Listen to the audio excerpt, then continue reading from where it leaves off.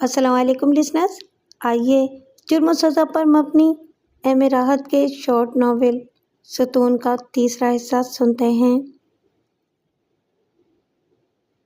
اگر آپ نے کوئی بدعہدی کی تو ایک خوبصورت عورت کو قتل کر کے اسے افسوس ہوگا۔ اوہ، وہ یہ بھی کر سکتا ہے، عثمان نے طنز سے کہا۔ ہاں، وہ بہت آگے کی چیز ہے۔ شکریہ، اب اٹھ جائیں۔ جی، ریاست بیگ بولا اور دونوں باہر نکل آئے۔ عثمان نے ریاست بیگ کو وہیں چھوڑ دیا اور خود چل پڑی۔ کبھی کبھی تو اس کا رونے کو دل چاہتا تھا۔ منصور کے بغیر کتنی بے سہارا ہو گئی ہوں میں۔ کسی بھی عمل میں میرا کوئی قصور نہیں ہے، لیکن میں مجرم بن کر رہ گئی ہوں۔ ایک طرف باپ کو بچانے کی کوشش ہے، دوسری طرف بیٹی کی رسوائی سر پر کھڑی ہے۔ پولیس کو جب بھی اس بارے میں معلومات حاصل ہوں گی، وہ نادیہ کی طرف چڑھ دوڑے گی۔ لاکھ تنویر خان ایک مجرم تھا، لیکن بہرحال اس کے قتل کی تفتیش تو ہوگی، اور جو بھی اس کے قتل میں ملوث پایا گیا اس پر پولیس کی نگاہ ضرور ہوگی۔ ادھر یہ بلیک میلر جان کے لاگو ہو رہے ہیں۔ 50,000 روپے کا بندوبست آسان کام نہیں تھا۔ سوچنا پڑے گا، کچھ کرنا پڑے گا۔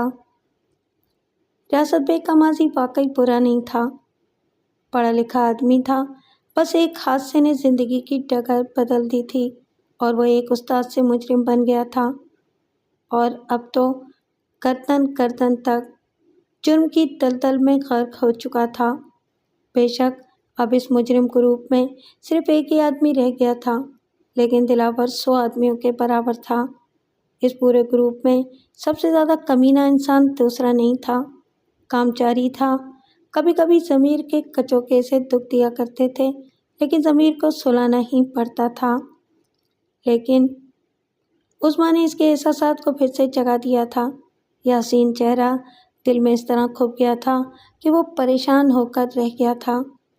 واپس دلاور کے پاس پہنچا تو دلاور بڑی بے چینی سے اس کا انتظار کر رہا تھا۔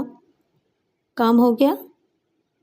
نہیں یار، تم نے مجھے بڑے غلط کام پر لگا دیا ہے، ریاست بیگ نے ایک صوفے پر بیٹھ کر سینے پر پھوکے مارتے ہوئے کہا۔ دلاور کی چبھتی ہوئی نگاہیں اس کا جائزہ لینے لگیں، پھر اس کے منہ سے ایک گراتی ہوئی سی آواز نکلی، ریاست بیگ۔ یہ آواز سن کر ریاست بیگ چونک پڑا اور اس نے تیکھی نگاہوں سے دلاور کو دیکھا اور بولا، لہجہ ٹھیک کرو دلاور، کس انداز میں بول رہے ہو مجھ سے؟ دیکھو دوست، زیادہ پر نہ نکالو، ہمیں آگے بھی بہت کچھ کرنا ہے۔ کیا ہوا؟ پیسے کیوں نہیں ملے؟ تھے نہیں اس کے پاس۔ کیسی باتیں کرتے ہو؟ آج کل کے دور میں 50,000 روپے کی کیا اوقات ہے؟ تم جانتے ہو میں نے اس سلسلے میں اتنی کم رقم کیوں رکھی ہے؟ ریاست بیگ نے سوالیہ نگاہوں سے اسے دیکھا تو وہ بولا، بندے کو دیکھ کر بات کی جاتی ہے، ہم اسے آہستہ آہستہ ادائیگی کا عادی بنائیں گے۔ کیا مطلب؟ کیا تم رقم لے کر یہ خطوط اسے واپس نہیں کرو گے؟ نہیں میری جان، ایسا نہیں ہے، خطوط تو اسے واپس کر دیے جائیں گے۔ ویسے بھی تمہیں اس بات کا علم ہے کہ میں اپنے کلائنٹس کو دھوکہ نہیں دیتا۔ خطوط کی قیمت 50,000 روپے، لیکن اس کے بعد بھی تو بہت کچھ ہے۔ مثلاً یار، تنویر خان قتل ہو چکا ہے، میں نے اخبار پڑھ لیا ہے۔ تنویر خان کو ایک مجرم کی حیثیت سے، ایک جرائم پیشہ انسان کی حیثیت سے شناخت کر لیا گیا ہے، لیکن جرائم پیشہ آدمی کوئی بھی ہو، قتل تو قتل ہی ہوتا ہے۔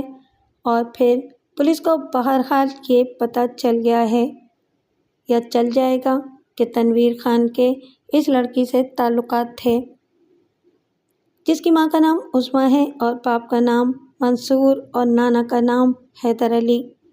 پولیس بہرحال وہاں تک پہنچے گی، لیکن ہم ایسا انتظام کریں گے کہ پولیس وہاں تک نہ پہنچے اور اس کے بعد اس کی قیمت وصول کی جائے، یعنی دوسرا مرحلہ۔ تم کمال کرتے ہو دلاور، ایک عورت 50,000 دے نہیں سکتی اور تم دوسرے مرحلے کی بات کر رہے ہو۔ ایسی باتیں مت کرو، اس عورت کی قیمت 50 لاکھ سے بھی زیادہ ہے، تم 50,000 کی بات کر رہے ہو؟ تم نے اسے غور سے نہیں دیکھا؟ 10-20 لاکھ تو اسے میں دے سکتا ہوں اگر وہ۔ دلاور، یہ بات تم جانتے ہو کہ میری زندگی سے ایک بہت بری کہانی چمٹی ہوئی ہے۔ وہ ایک بیوی ہے، اگر اسے بے وفائی کے لیے مجبور کر دیا جائے تو کیا یہ ٹھیک ہوگا؟ میں نہیں کہہ سکتا کہ نشاط کی زندگی کی کہانی کیا تھی۔ جو کام مجھے کرنا تھا میں نے کر ڈالا، اس کے بعد میں نے سوچنا بھی چھوڑ دیا۔ لیکن عین ممکن ہے کہ نشاط کی زندگی سے بھی کوئی ایسا ہی بھیانک روگ چمٹ گیا ہو۔ تم ایسا مت کرو کہ ایک اور ریاست بیگ ایک اور نشاط کو قتل کر دے، پلیز۔ یار تو کہنا کیا چاہتا ہے؟ ہم برے لوگ ہیں۔ میرا خیال ہے کہ کوئی جادو ہو گیا تجھ پر۔ ہے وہ اتنی ہی حسین، کمبخت نے نہ جانے کہاں سے حسن کا یہ سمندر سمیٹ لیا ہے۔ چل چھوڑ، تو یہ کام نہیں کر سکے گا۔ میں نے سوچا تھا کہ صرف میں ہی حسن پرست ہوں، تو مجھ سے کہیں زیادہ عاشق نکلا۔ دیکھو، 50,000 میں سے 25,000 میرے ہیں۔ تمہیں صرف 25,000 چاہیے نا؟ 10,000 روپے میرے پاس رکھے ہوئے ہیں، یہ میں تمہیں دیے دیتا ہوں، باقی 15 کا بندوبست بھی ہو جائے گا، اور اگر پورے پیسے نہ دے سکی تو میں اسے رعایت دے دوں گا۔ دیکھو، یہ سب کچھ غلط ہو رہا ہے، دلاور نے انتہائی سرد لہجے میں کہا۔ ریاست بیگ اس کی صورت دیکھنے لگا، پھر بولا، بولو کیا کہنا چاہتے ہو؟ ہمیں اپنے پیشے سے مخلص رہنا چاہیے۔ تمہارے دل میں اگر اس کے لیے کوئی جگہ پیدا ہو چکی ہے تو یہ غلط ہے۔ تم یہ مت بھولو کہ تم 2 افراد کے قاتل ہو، اور جس وقت بھی پولیس کو تمہارے بارے میں بتایا گیا تو تمہیں سزائے موت کے سوا اور کچھ نہیں ملے گا۔ ہمارے پیشے میں رحم کی کوئی گنجائش نہیں ہے۔ وہ ایک ٹی وی پروڈیوسر اور ڈائریکٹر کی بیوی ہے۔ 50,000 کی معمولی سی رقم مہیا کرنا اس کے لیے مشکل کام نہیں ہوگا، جبکہ ابھی مجھے اس سے اور بھی کچھ وصول کرنا ہے۔ اور بھی کچھ سے؟ تمہاری کیا مراد ہے؟ ابھی تو تنویر خان کے قتل کا معاملہ باقی ہے، کیا سمجھے؟ ہم ایمانداری سے خطوط اسے واپس کر دیں گے، لیکن دوسرا کھیل تو شروع ہو سکتا ہے، یعنی تنویر خان کے قتل کے معاملے میں اس کی بیٹی کے ملوث ہونے کا۔ وہ دونوں شادی کر رہے تھے، کیا سمجھے؟ یہ معمولی سی بات ہے۔ اور اگر وہ رقم نہ مہیا کر سکی تو؟ ریاست بیگ نے پوچھا۔ یار بہت کچھ ہے اس کے پاس، اور اب ہم اتنے مردہ دل بھی نہیں ہیں۔ دلاور مسکرایا۔ دیکھ دلاور، تجھے ایک بات بتانا چاہتا ہوں میں، وہ مجھے پسند ہے اور تو میرا دوست ہے۔ نہ بھائی نہ، دوستی اور کاروبار الگ الگ چیزیں ہیں۔ وہ آسانی سے رقم کا بندوبست کر دے گی، اور اگر نہ کر سکی تو؟ دلاور بے حیائی سے ہنسنے لگا، لیکن ریاست بیگ کا چہرہ دھواں دھواں ہو رہا تھا۔ وہ واقعی عظمیٰ سے متاثر ہو گیا تھا اور اب ذرا مختلف انداز میں سوچ رہا تھا۔ عظمیٰ گھر آ گئی، پوری طرح ٹوٹ پھوٹ گئی تھی۔ آہ، کس کس کی مجرموں میں، انجم اور نادیہ، پتہ نہیں میرے بارے میں کس انداز میں سوچتے ہوں گے۔ بے وقوف نادیہ کو تو اب بھی یہ احساس نہیں تھا کہ ماں کے لیے وہ کیسا عذاب خرید چکی ہے۔ عظمیٰ جب بھی اس کا چہرہ دیکھتی، اسے اتنا احساس تو ضرور ہوتا کہ نادیہ افسردہ ہے، لیکن اس افسردگی میں پریشانی کا کوئی عنصر نہیں تھا۔ وہ چیک بک لے کر چل پڑی۔ بینک میں کل 36,000 تھے، کم از کم 35,000 نکالے جا سکتے تھے۔ باقی کا کیا ہوگا؟ مہینے بھر کا خرچ مہینے کے معمولات میں لگا چکی تھی۔ 15,000 کے لیے کیا کروں؟ اب اسے مسز حکمت یاد آئیں، پڑوس کی خاتون، جو کئی بار اس سے 5,500 اور 10,000 روپے کر کے لے چکی تھیں اور تھوڑے دن کے بعد واپس بھی کر دیا کرتی تھیں۔ یہ بھی ایک ریکارڈ تھا۔ اللہ کے فضل سے آج تک کسی سے ادھار مانگنے کی نوبت نہیں آئی تھی۔ گھر کی ساری ضرورتیں منصور بڑی ذمہ داری سے پوری کرتے تھے۔ بہرحال دل پر پتھر رکھ کر مسز حکمت کے گھر چل پڑی۔ بہت بار مسز حکمت نے اسے اپنے گھر آنے کی دعوت دی تھی، لیکن اس وقت مسز حکمت اسے دیکھ کر بری طرح چونکی تھیں۔ ان کے تاثرات دیکھ کر عظمیٰ کو عجیب سا احساس ہوا تھا۔ مسز حکمت کی آنکھیں جیسے اسے اندر سے ٹٹول رہی تھیں۔ وہ بولی تو ان کا لہجہ بھی عجیب تھا۔ آئیے عظمیٰ، آپ ٹھیک تو ہیں نا؟ بہت دن کے بعد آنا ہوا، صحت بھی کچھ خراب لگ رہی ہے۔ ہاں میں کچھ مشکلات کا شکار ہو گئی ہوں، عثمان نے گہری سانس لے کر کہا۔ ایک بات پوچھوں؟ برا مت ماننا۔ جی، کوئی خاص بات مسز حکمت؟ اور وہ کیا مجھ سے متعلق ہے؟ ہاں۔ کیا بات ہے؟ عظمیٰ کے دل میں نہ جانے کیوں لرزشیں ابھر آئی تھیں۔ تمہیں تو پتہ ہے کہ میں صبح خیزی کی عادی ہوں اور صبح صبح چھت پر کافی وقت گزارتی ہوں۔ میرے گھر کی چھت سے تمہارے گھر کا ایک بڑا حصہ صاف نظر آتا ہے۔ اس دن میں نے تمہیں عجیب سی حالت میں دیکھا تھا۔ اس دن تم بہت جلدی اٹھ کر اپنے باغ کے احاطے میں آ گئی تھیں، پھر تم گاڑی لے کر مولسری کے درخت کے پاس پہنچی تھیں۔ تم نے گاڑی کی ڈگی کھولی، ایک بے ہوش آدمی کو اٹھا کر گاڑی کی ڈگی میں ڈالا اور پھر بند کر کے ڈگی گاڑی میں بیٹھ کر باہر نکل گئی تھیں۔ دیکھو، بالکل اتفاق تھا کہ میں نے وہ تمام منظر بخوبی دیکھ لیا تھا۔ انسان کے دل میں خیال تو ہوتا ہی ہے کہ ایک بہترین خاتون، صاف ستھرے کردار کی مالک اور اتنا پر اسرار عمل۔ کتنی بار سوچا کہ تم سے ملوں اور پوچھوں کہ کون تھا وہ اور کیا قصہ تھا، لیکن ہمت نہیں پڑی۔ میں نے یہ راز اپنے دل میں ہی رکھا، یہ سوچ کر کہ کہیں میری چھان بین تمہارے لیے خطرناک نہ ہو جائے۔ عظمیٰ پر قیامت ٹوٹ رہی تھی۔ راز اسی طرح کھلتے ہیں، موت اسی طرح آتی ہے۔ چومکھی لڑنی ہے، ورنہ رسوائی تباہی زیادہ فاصلے پر نہیں۔ اس نے غیر معمولی سنبھالا لیا اور مسکرا کر بولی، کیا کہہ رہی ہیں آپ اور کب کی بات کر رہی ہیں؟ مسز حکمت کے چہرے کے نقوش بدل گئے۔ چندراؤ مت، اللہ کے فضل سے میرا دماغ بھی ٹھیک ہے اور آنکھیں بھی۔ اب نہ بتانا چاہو تو دوسری باتیں۔ آپ کی باتیں ایسی نہیں ہیں جیسی ہوا کرتی تھیں۔ نہ جانے کیوں آپ یہ فضول کہانی سنا رہی ہیں، شاید آپ نے کوئی ڈراؤنا خواب دیکھا ہے۔ بہرحال شکریہ، آپ سے ملنے آئی تھی، اس انوکھی مہمان نوازی کا شکریہ۔ وہ اٹھی اور باہر نکل آئی۔ مسز حکمت نے اسے روکا بھی نہیں تھا، لیکن گھر آتے ہوئے اس کے قدم لڑکھڑا رہے تھے۔ اس نے مسز حکمت سے ڈراؤنے خواب کی بات کی تھی، لیکن ڈراؤنے خواب تو اب خود اس کی زندگی کا حصہ بن گئے تھے۔ گھر واپس آ گئی، 15,000 قرض مانگنے گئی تھی، لیکن آغاز ہی ایسا ہوا تھا جس نے ہوش ٹھکانے لگا دیے تھے۔ بہت برا ہوا تھا۔ اس دن وہ اپنے آپ کو نہ سنبھال سکی اور اپنے کمرے میں بند ہو کر زاروں قطار روتی رہی۔ اب تو ہر طرف بلیک میلر ہی بلیک میلر نظر آ رہے تھے۔ مسز حکمت نے بھی اسے ایک جرم کرتے ہوئے دیکھ لیا ہے، وہ جرم جس کا اس سے کوئی تعلق نہیں تھا۔ مگر اب کیا کیا جائے؟ اپنے کمرے میں واپس آ کر بیٹھ گئی۔ تنہائی، منصور کی غیر موجودگی۔ کیا کروں؟ کسے اپنا رازدار بناؤں؟ ذہن چاروں طرف دوڑنے لگا۔ وہ اسے تلاش کرنے لگی جو اس کی پشت پر ہاتھ رکھ کر کہے کہ نہیں عظمیٰ، تم فکر نہ کرو، میں تمہارے ساتھ ہوں۔ ایسا کوئی نہیں تھا۔ تھوڑی دیر کے بعد زرینہ کمرے میں داخل ہوئی اور کسی قدر گھبرائے ہوئے لہجے میں بولی، بی بی صاحب، پولیس آئی ہے۔ عظمیٰ کا دل چاہا کہ جہاں بیٹھی ہے وہیں لیٹ جائے۔ آخر وہی ہوا جس کا خطرہ تھا۔ منصور کی موجودگی میں تو پولیس اس طرف کا رخ نہیں کر سکتی تھی۔ منصور واپس آ جاؤ، میں تھک گئی ہوں۔ پھر وہ چاروں ناچار اپنی جگہ سے اٹھی اور ایک بار پھر اس کے قدم ڈرائنگ روم کی جانب اٹھ گئے، لیکن یہ مختصر سا راستہ طے کرتے ہوئے اس نے اپنے ذہن میں جتنے منصوبے بنا لیے تھے وہ ان سے غیر مطمئن نہیں تھی۔ وہ اندر داخل ہوئی تو اس نے ایک ذہین آنکھوں والے لمبے چوڑے قد و قامت کے مالک پولیس آفیسر کو دیکھا جو ڈرائنگ روم کے درمیان میں کھڑا ہوا چاروں طرف نگاہیں دوڑا رہا تھا۔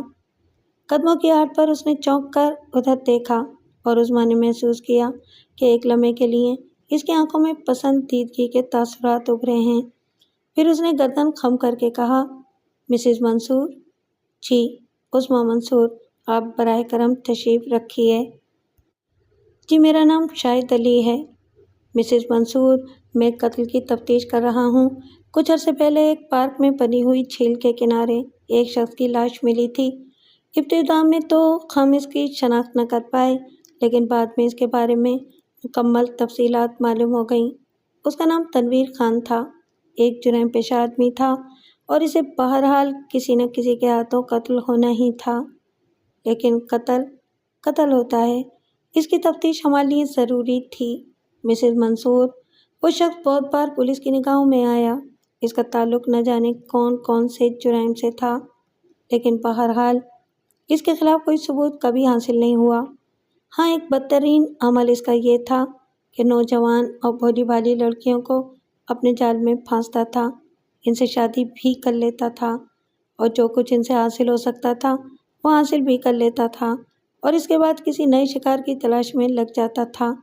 ہم نے اس کی تصاویر اخبارات میں شائع کرائیں تو ایک خاتون نے ہم سے رابطہ قائم کیا۔ ان کا نام سیما ہے اور وہ تنویر خان کی موجودہ بیگم تھیں۔ سیما صاحبہ نے تنویر خان کے بارے میں بہت سے انکشافات کیے ہیں اور اس کے ساتھ ساتھ ہی ہمیں یہ بھی بتایا کہ تنویر خان کا تازہ ترین شکار نادیہ نامی ایک لڑکی ہے اور اس کا پورا نام نادیہ منصور ہے۔ عظمیٰ خاموشی سے انسپکٹر شاہد علی کی باتیں سن رہی تھی۔ وہ منتظر تھی کہ شاید چند لمحات کے بعد یہ انکشاف کرے گا کہ لاش کے پاس اسے ایک لاکٹ دستیاب ہوا ہے جس میں 2 انسانی تصویریں موجود ہیں، ایک منصور احمد کی اور دوسری مسز منصور کی، یعنی آپ کی۔ کیا آپ ہمیں یہ بتانا پسند کریں گی کہ یہ لاکٹ اس لاش کے پاس کیسے پہنچا؟ لیکن ابھی تک انسپکٹر شاہد علی نے لاکٹ کا تذکرہ نہیں کیا تھا، بلکہ یہاں آنے کی وجہ تنویر کی بیوی سیما بنی تھی جس نے نادیہ کی نشاندہی کی تھی۔ فوراً ہی عظمیٰ کے ذہن میں کہانی بنتی چلی گئی اور عظمیٰ اس کے تار و پود مضبوط کرنے لگی۔ انسپکٹر شاہد علی نے کہا، سیما نے بتایا ہے کہ نادیہ سے تنویر خان کی روزانہ ملاقاتیں ہو رہی ہیں۔ اس نے یہ بھی بتایا کہ وہ نادیہ کے گھر گئی تھی اور اس کی امی سے ملی تھی، یعنی آپ سے۔ بہرحال اس کی نشاندہی پر ہم اس قتل کی تفتیش کرتے ہوئے آپ تک پہنچے ہیں۔ کیا آپ ہمیں اس بارے میں بتائیں گی؟ عظمیٰ جانتی تھی کہ اس وقت ذرا سی غلطی سب کچھ تباہ کر دے گی۔ اس نے مدھم لہجے میں کہا، ہاں آفیسر، میں ان منحوس لمحات سے دوچار ہو چکی ہوں۔ آپ کو سب کچھ سچ سچ بتا دینا میں اپنا فرض سمجھتی ہوں، کیونکہ اس وقت میری عزت و آبرو داؤ پر لگی ہوئی ہے۔ وہ نادیہ میری کم سن عمر کی بیٹی ہے۔ اس عمر میں لڑکیوں کی سوچ صحیح طور پر ان کا ساتھ نہیں دے پاتی۔ تنویر خان ایک کھاگ انسان تھا۔ نادیہ سے اس کی ملاقات ہوئی اور اس نے اس پر اپنا رنگ جمانے کی کوشش کی، لیکن ایک بڑی دلچسپ بات ہے کہ ہم ماں بیٹی کے اندر بڑی انڈرسٹینڈنگ ہے۔ نادیہ نے جلدی مجھے تنویر خان کے بارے میں بتا دیا۔ اس نے کہا کہ اس طرح کا ایک شخص اس سے پینگے بڑھانے کی کوشش کر رہا ہے۔ میں نے نادیہ کو سمجھایا کہ بیٹے، اس طرح کے لوگ بھولی بھالی لڑکیوں کو اپنے جال میں پھانس کر ان سے بہت فائدے اٹھاتے ہیں۔ میں نے اس کے ساتھ سختی کی اور کہا کہ خبردار وہ تنویر خان سے نہ ملے۔ میں نے اس سے تمام تفصیلات پوچھیں تو پتہ چلا کہ تنویر خان ہوٹل فضارو میں رہتا ہے اور ایک بار وہ بھی اس کے ساتھ ہوٹل فضارو جا چکی ہے۔ آفیسر، آپ سمجھ لیجئے کہ اس وقت مجھ پر کیا گزری ہوگی۔ بہرحال نادیہ کے یہ بتانے پر میں ایک دن ہوٹل فضارو پہنچی۔ میں نے اسے سمجھایا کہ وہ ایسی کوئی کوشش نہ کرے تو اس نے میرا مذاق اڑایا۔ بہرحال میں نے واپس آنے کے بعد نادیہ کو سخت سرزنش کی اور میری بیٹی نے مجھ سے وعدہ کیا کہ آئندہ وہ تنویر خان سے نہیں ملے گی۔ یہ ہے آفیسر کل کہانی۔ خدا کے فضل و کرم سے میری بیٹی نے میری بات مانی اور اس کے بعد سے وہ کبھی تنویر خان سے نہیں ملی۔ میں نے بھی تنویر خان کے بارے میں خبر پڑھی تھی جس میں اس کے کالے کرتوتوں کے بارے میں لکھا ہوا تھا۔ نادیہ نے بھی یہ خبر پڑھی اور اس نے میرے سامنے سخت شرمندگی کا اظہار کیا اور کہا کہ مما، خدا کا شکر ہے کہ ہم بچ گئے، مجھ سے بڑی غلطی ہونے جا رہی تھی۔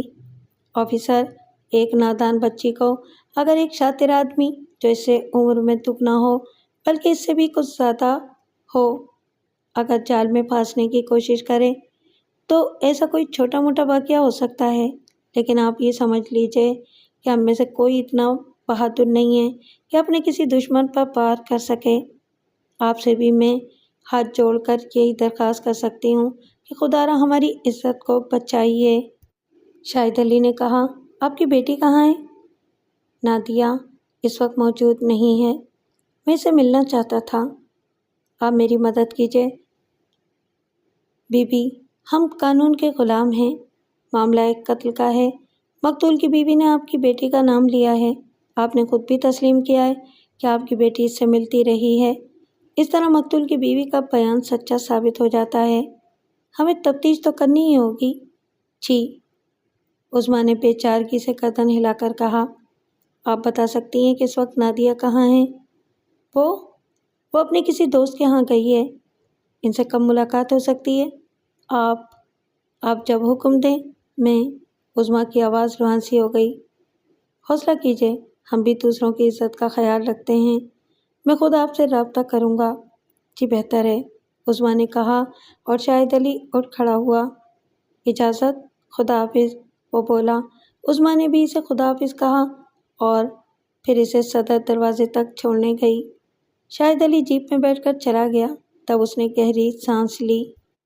پھر وہ نادیہ کے کمرے میں گئی اور اس سے کہا کہ پولیس آفیسر آیا تھا اور اس کا بیان لینا چاہتا تھا۔ اب وہ وہی کہے گی جو وہ بتا رہی ہے۔ اس نے کہا، بیچ میں مت بولنا، میں نے پولیس آفیسر سے کہا ہے کہ میں نے اپنی بچی کو سمجھایا تو وہ مان گئی، لیکن تنویر خان مسلسل ہمارے پیچھے پڑا رہا۔ اسے کس نے قتل کیا ہم نہیں جانتے، ہمیں تو اخبار کے ذریعے یہ پتہ چلا کہ وہ مر چکا ہے اس دوران۔ مگر نہیں، تمہارا بیان بس یہیں تک ہونا چاہیے، باقی باتیں ان لوگوں کو میں بتاؤں گی اگر مجھ سے پوچھا گیا۔ جو کچھ میں نے کہا ہے تمہیں یاد ہے؟ جی مما، مجھے یاد ہے۔ بہت دیر تک وہ بیٹھی ہوئی انہی واقعات پر غور کرتی رہی، پھر وہ اپنی جگہ سے اٹھی اور گہری گہری سانسیں لیتی ہوئی اپنے لباس کی الماری کی جانب چل پڑی۔ نہ جانے کیوں ایک دم دل پر ایک ضرب سی پڑی تھی، الماری کا تالا کھلا ہوا تھا۔ وہ دہشت سے گنگ رہ گئی، پھر اچانک ہی اس کا پورا بدن ہی جان کا شکار ہو گیا۔ اس نے پھرتی سے تالا کھولا، تجوری میں ہاتھ ڈالا، لیکن تجوری خالی تھی۔ بمشکل تمام اس نے اپنے آپ کو گرنے سے بچایا تھا۔ پیسے یہیں رکھے تھے، پر کھلا ہوا تالا اس بات کی چغلی کھاتا تھا کہ پیسے نکال لیے گئے ہیں۔ مگر کیسے؟ کس نے؟ وہ وہیں زمین پر بیٹھ گئی۔ اس نے دونوں ہاتھوں سے کلیجہ پکڑ لیا تھا، آنکھوں کے آگے اندھیرا ناچ رہا تھا۔ پیسے غائب ہو گئے، بس ایک ہی خیال دل میں تھا، لیکن ایسا کون کر سکتا ہے؟ اگر ایسا ہو گیا ہے تو پھر موت سے کوئی نہیں بچا سکتا۔ سیما نے نادیہ کی نشاندہی کر دی ہے، دلاور اور ریاست بیگ کے پاس نادیہ کے لکھے ہوئے خطوط موجود ہیں۔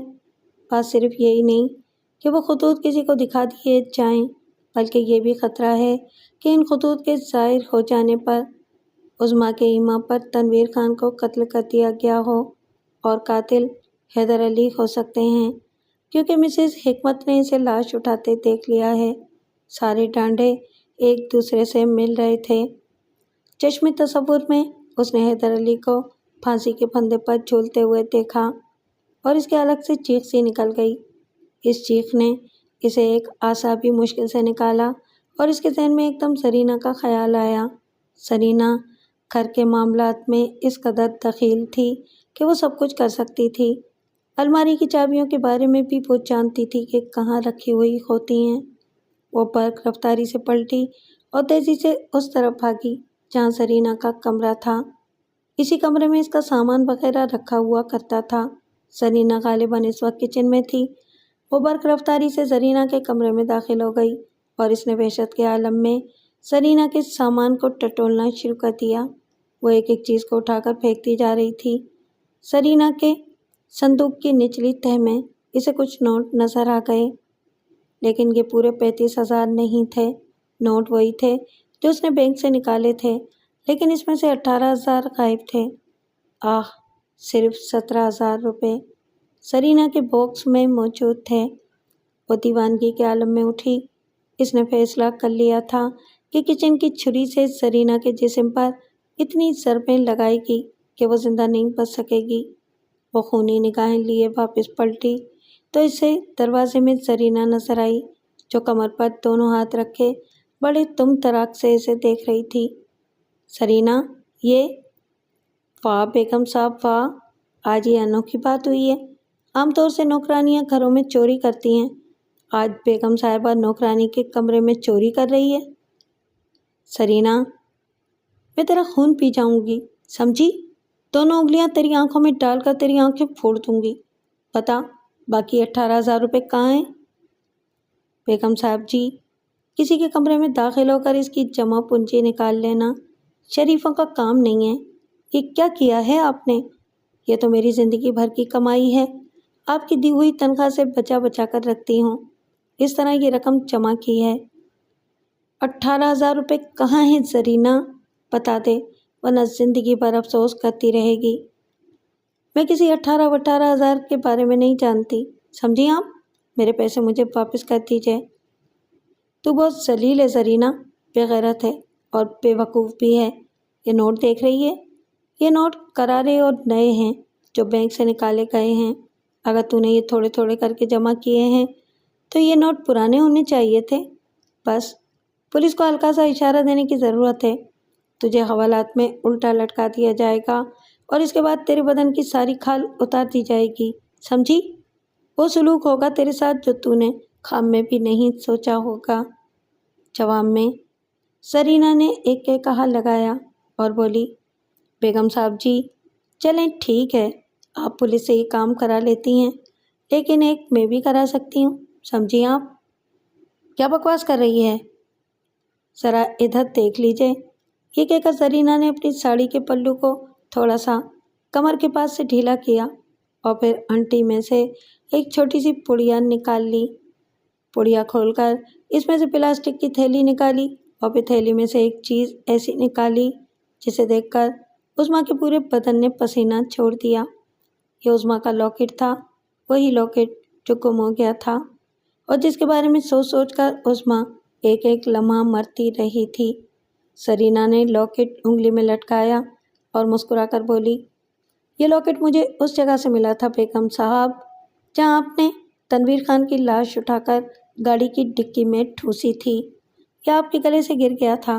میں نے وہ سارا منظر دیکھا تھا جس میں آپ نے تنویر خان کی لاش کو اٹھا کر ڈکی میں ڈالا تھا اور صبح گاڑی لے کر نکل گئی تھی۔ میں صرف یہ جاننے کے لیے کہ یہ سارا چکر کیا تھا آگے بڑھی، تب میں نے وہاں بہت سا خون دیکھا اور تھوڑی فاصلے پر آپ کا یہ لاکٹ۔ بیگم صاحب، تنویر خان کو یہاں قتل کیا گیا ہے اور آپ نے اس کی لاش جا کر ٹھکانے لگائی تھی۔ عظمیٰ کے بدن کا سارا خون خشک ہو گیا تھا، سفید چہرہ تو تھا ہی، اب خون سے عاری بھی ہو گیا تھا۔ وہ زرینہ کو دیکھتی رہی، پھر اس نے کہا، زرینہ، 17,000 مجھے واپس کر دیجیے بیگم صاحب، مجھے آپ سے زیادہ ضرورت ہے ان کی۔ یہ لاکٹ بھی میرے پاس ہی رہے گا تاکہ آپ پولیس کو میرے بارے میں کچھ نہ بتا سکیں، اور اگر آپ نے پولیس کے سامنے اپنی زبان کھولی تو پھر میری زبان بھی اس کے سامنے کھل جائے گی۔ سوچ لیجئے، سمجھ لیجئے، غور کر لیجئے۔ زرینہ کے لہجے میں بڑی بے باکی تھی۔ عظمیٰ پھٹی پھٹی آنکھوں سے اسے دیکھ رہی تھی، اس کے حوصلے پست ہو گئے تھے۔ کافی دیر تک وہ کھڑی اسے دیکھتی رہی، پھر اس نے روندی ہوئی آواز میں کہا، زرینہ، مجھے ان پیسوں کی ضرورت تم سے زیادہ ہے۔ تم نہیں جانتی کہ میں کس مشکل کا شکار ہوں۔ زرینہ، خدا کے لیے مجھ پر رحم کرو۔ چھوڑیے بیگم صاحب، آپ بڑے لوگ اپنے ملازموں کو کتوں سے بھی بدتر سمجھتے ہیں۔ بیگم صاحب، آپ لوگ کم از کم ہم غریبوں کے تو نہیں ہوتے۔ دیکھو، میں ایسی نہیں ہوں، تم مجھ سے یہ باتیں مت کرو۔ معافی چاہتی ہوں بیگم صاحب، مجھے بھی ان پیسوں کی اتنی ضرورت ہے۔ زرینہ، نہیں بیگم صاحب، آپ مجھے واقعی معاف کر دو، میں کچھ نہیں کر سکتی۔ یہ رقم مجھے دے دیں بیگم صاحب، ورنہ سچی بات ہے کہ یہاں سے سیدھی پولیس اسٹیشن جاؤں گی، ساری کہانی پولیس کو سنا دوں گی، اس کے بعد آپ جانو آپ کا کام۔ اچھا، یہ لاکٹ تو مجھے دے دو زرینہ۔ نہیں بیگم صاحب، یہ تو ہو ہی نہیں سکتا، یہی تو میرے پاس ایک کام کی چیز ہے جو آپ کو دبائے رکھے گی۔ کیا کہتی ہو آپ؟ اس کے بعد مجھے یہاں رہنا ہے یا نہیں؟ عظمیٰ نے کوئی جواب نہیں دیا۔ کافی دیر تک وہ زرینہ کی خوش آمدید کرتی رہی۔ زرینہ اسی بات پر اڑی ہوئی تھی کہ باقی کے 17,000 بھی اسے دے دیے جائیں، اور پھر یہ پیسے اس نے لے کر چھوڑے۔ 17,000 اس کے حوالے کر کے عظمیٰ نڈھال قدموں سے واپس آ گئی۔ اس کے بعد زرینہ کے طور طریقے ہی بدل گئے تھے۔ دندناتی ہوئی آتی اور دندناتی ہوئی چلی جاتی۔ گھر کے کاموں میں بھی اس نے لاپرواہی برتنی شروع کر دی تھی۔ عظمیٰ اپنے کمرے میں بیٹھی ہوئی یہ سوچ رہی تھی کہ ان مسئلوں کا کوئی تو حل ملنا ضروری ہے۔ پھر فون کی گھنٹی نے اسے ایک دم چونکا دیا۔ اب تو چاروں طرف خوف ہی خوف تھا۔ فون اٹھایا اور ڈرتے ڈرتے بولی، ہیلو، کون؟ ریاست بیگ بول رہا ہوں۔ عظمیٰ کانپ کر رہ گئی۔ وہ بری طرح ڈر گئی تھی۔ اس دوران سوچتی رہی تھی کہ ریاست بیگ سے کیا کہے گی۔ وہ 35,000 روپے بھی ڈوب گئے تھے اور اب اس کے پاس کچھ بھی نہیں تھا۔ ہیلو محترمہ، عظمیٰ سے بات کرنی ہے مجھے، بول رہی ہوں۔ عظمیٰ صاحبہ، ہمیں آج ملنا تھا، مجھے آپ سے بات کرنی ہے ریاست بیگ۔ پھر آ جائیں، وہ ہوٹل ہمارا جانا پہچانا ہے، پرسکون جگہ ہے۔ ٹھیک ہے، آپ پہنچیے، میں آ رہی ہوں۔ خدا حافظ، عظمیٰ نے کہا اور ریاست بیگ نے فون بند کر دیا۔ پھر وہ اپنی جگہ سے اٹھ کھڑی ہوئی اور کار لے کر نکل پڑی۔ راستہ کس طرح طے ہوا کچھ خبر نہیں تھی۔ ہوٹل کے سامنے کار روکی تھی اور پھر لاک کر کے اندر چل پڑی۔ ریاست بیگ اندر موجود تھا۔ عظمیٰ اس کے سامنے پہنچ گئی۔ ریاست بیگ نے ہمدردی کی نگاہوں سے اسے دیکھا، پھر بولا، کیا حلیہ بنا رکھا ہے آپ نے؟ عظمیٰ نے کوئی جواب نہیں دیا تھا۔ وہ بولا، کیا پئیں گے آپ؟ کچھ دل نہیں چاہ رہا۔ اچھا، پیسوں کا بندوبست ہو گیا؟ نہیں۔ اوہ، یہ تو بہت برا ہوا، اس طرح تو صورتحال بگڑ جائے گی۔ لیکن آپ تو کہہ رہی تھیں۔ میری بات پر یقین کریں گے آپ؟ جی، بتائیے۔ میرے پاس بینک میں 36,000 روپے پڑے ہوئے تھے، میں نے ان میں سے 35,000 روپے نکال لیے اور 15,000 روپے کا بندوبست کرنے کے لیے جدوجہد کرتی رہی، لیکن بندوبست نہیں کر پائی۔ اس دوران میری یہ رقم چوری ہو گئی۔ کیا؟ ریاست بیگ نے مشکوک نگاہوں سے اسے دیکھا۔ عظمیٰ پھیکی سی ہنسی ہنس پڑی۔ اب تک یہ سوچا تھا کہ یہ بات آپ کو نہیں بتاؤں گی، لیکن نہ جانے کیوں منہ سے یہ بات نکل گئی۔ مجھے اندازہ تھا کہ آپ اسے بہانہ ہی سمجھیں گے، اور سمجھنا بھی چاہیے۔ مجھے وہ رقم بے احتیاطی سے نہیں رکھنی چاہیے تھی۔ لیکن چوری کیسے ہو گئی وہ رقم؟ میری ملازمہ نے چرا لی۔ بس بد نصیبی، جب حملہ آور ہوتی ہے تو کوئی ایک بات نہیں ہوتی۔ آپ کو یقین ہے کہ وہ رقم آپ کی ملازمہ ہی نے چرائی ہے؟ بہت شیطان عورت ہے وہ، اس نے اس چوری کا اعتراف بھی کر لیا اور ڈھٹائی اختیار کر لی۔ آپ اسے پولیس کے حوالے کر دیجئے، ریاست بیگ نے کہا۔ عظمیٰ نے نگاہیں اٹھا کر اسے دیکھا اور پھر سلگتے ہوئے لہجے میں بولی، کیا میں اس پوزیشن میں ہوں؟ کیا رپورٹ کروں پولیس کو کہ کچھ بلیک میلر مجھے بلیک میل کر رہے تھے؟ میں نے بلیک میلنگ کی رقم ادا کرنے کے لیے رقم بینک سے نکالی اور میری ملازمہ زرینہ نے چرا لی۔ بلیک میلنگ کی وجہ بھی تو بتانی پڑے گی مجھے کہ وہ کیا تھی۔ کیا کہتے ہیں آپ، ٹھیک رہے گا یہ؟ نہیں عظمیٰ بیگم، کوئی اور بہانہ بھی کیا جا سکتا ہے۔ یہ انکشاف کرنے کی کیا ضرورت ہے کہ وہ رقم آپ بلیک میلروں کو ادا کرنے کے لیے استعمال کرنا چاہتی تھیں؟ آپ سیدھی سیدھی کارروائی کیوں نہیں کرتی؟ چھوڑیے ریاست بیگ صاحب، اب آپ مجھے صرف اتنا بتا دیجئے کہ اگر آپ لوگوں کو رقم نہ ملی تو آپ اپنی کارروائی کا آغاز کہاں سے کریں گے؟ میری مجبوری اتنی شدید ہو گئی ہے کہ اب میں ہر طرح کی رسوائی برداشت کرنے کے لیے تیار ہوں۔ آپ ان خطوط کی بنیاد پر مجھے بلیک میل کر رہے ہیں۔ آپ یہ بتائیے کہ وہ خطوط آپ کہاں چھپائیں گے؟ میں اب اپنے آپ کو ذہنی طور پر تیار کرنا چاہتی ہوں۔ آپ بہت زیادہ جذباتی ہو رہی ہیں۔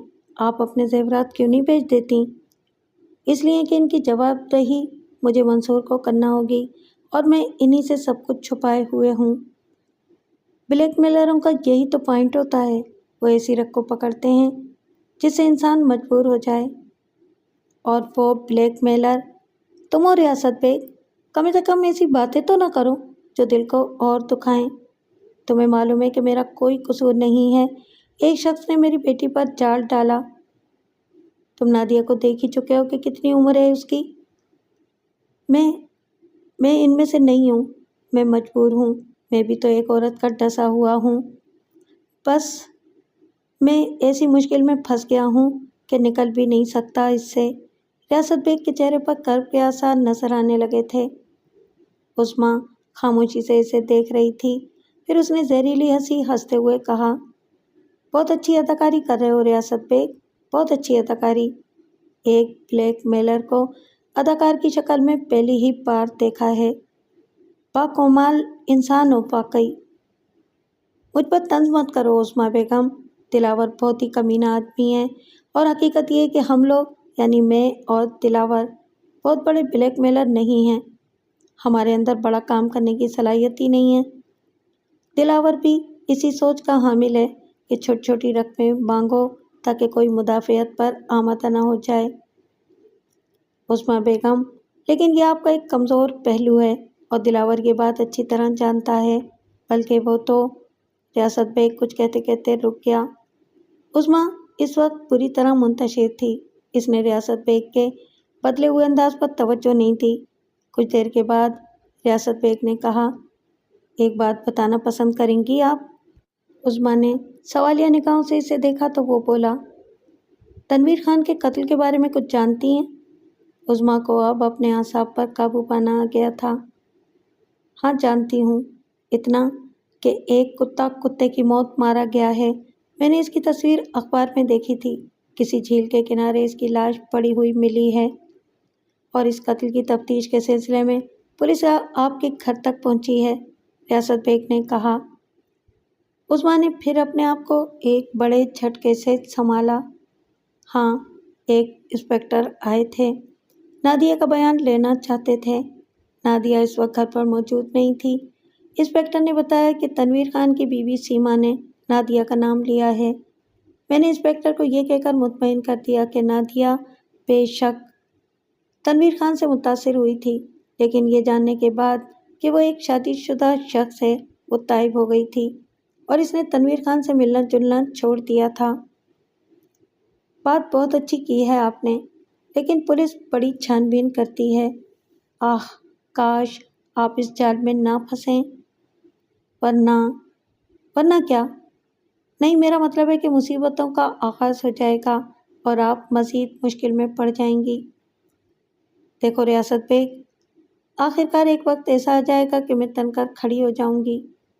جب بدنامیاں چاروں طرف سے مجھ پر یلغار کر رہی ہیں تو میں کہاں تک ان سے مدافعت کر سکتی ہوں؟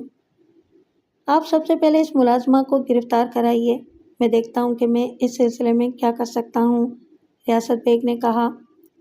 روکنے کے باوجود عظمیٰ کی آنکھوں سے آنسو بہنے لگے۔ ریاست بیگ پر عجیب سا اثر ہوا۔ وہ بولا، نہیں محترمہ، پلیز پلیز آپ روئیے نہیں۔ رونا ہے، اپنی تقدیر پر رونا ہے۔ کس طرح جال میں پھنس گئی ہوں میں، کیا کروں اور کیا نہ کروں، عظمیٰ نے کہا اور پرس سے رومال نکال کر آنسو خشک کرنے لگی۔ ریاست بیگ نے کئی بار نگاہیں اٹھا اٹھا کر اسے دیکھا تھا۔ عظمیٰ محسوس کر رہی تھی کہ ریاست بیگ کے اندر ہمدردی پیدا ہوئی ہے۔ پھر دیر تک خاموشی طاری رہی۔ ریاست بیگ کسی سوچ میں ڈوبا ہوا تھا۔ عظمیٰ نے کہا، مجھے بتائیے، مجھے کیا کرنا چاہیے؟ ساری باتیں باعث افسوس ہیں۔ شکریہ، عظمیٰ آہستہ سے بولی، پھر چونک کر کہنے لگی، لیکن سوال یہ پیدا ہوتا ہے کہ اب میں کیا کروں؟ ریاست بیگ صاحب، جب آپ نے میری بات پر یقین کر لیا ہے تو اس بات پر بھی یقین کر لیجئے کہ اب میں کسی بھی طور پر یہ رقم مہیا نہیں کر سکوں گی۔ ریاست بیگ نے فوراً ہی کوئی جواب نہیں دیا۔ تھوڑی دیر سوچتا رہا اور پھر بولا، میں کچھ نہ کچھ ضرور کروں گا۔ تھوڑا وقت آپ کو بھی درکار ہے اور تھوڑا مجھے بھی، رابطہ رکھیے گا۔ کچھ دیر کے بعد وہ دونوں وہاں سے اٹھ گئے اور ہوٹل سے باہر نکل آئے۔ عظمیٰ چند لمحے وہیں کھڑی رہی، پھر وہ بھی اپنی کار میں بیٹھ کر چل پڑی۔ جس وقت وہ گھر پہنچی تو ایک غیر متوقع منظر دیکھا۔